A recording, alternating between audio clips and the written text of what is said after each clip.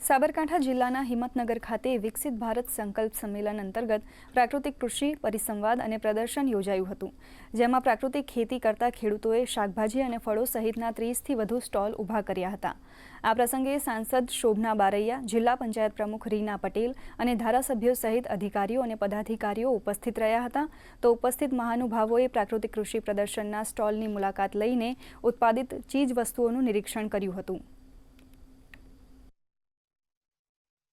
નરેન્દ્રભાઈ મોદી સાહેબના સુશાસનના 12 વર્ષ અવિરત વિકાસ વિશ્વાસના કાર્યક્રમ નિમિત્તે આજે પ્રાકૃતિક કૃષિ પરિસંવાદ અને કૃષિ મેળાનું જ્યારે જિલ્લા પંચાયત દ્વારા આયોજન થઈ રહ્યું છે, ત્યારે સમગ્ર જિલ્લાના ખેડૂતો હાજર છે। એમની સાથે પ્રાકૃતિક ખેતી કરવી અને પોતાનું સ્વાસ્થ્ય કેવી રીતે જાળવવું એના વિશે પરિસંવાદ કરવામાં આવ્યો। જે ખેડૂતોને પ્રાકૃતિક ખેતી આધારિત અને ગાય આધારિત જીવામૃત બનાવીને ખેતી કરવા માટે જે પ્રોત્સાહન કર્યા છે, અને સાબરકાંઠા જિલ્લામાંથી બધા જ અધિકારીશ્રીઓ, સાંસદ બહેનોશ્રીઓ અને ધારાસભ્યશ્રીઓ બધા હાજર રહી અને બહુ સારું એવું ખેતી માટેની માહિતી પૂર્ણ કરી છે।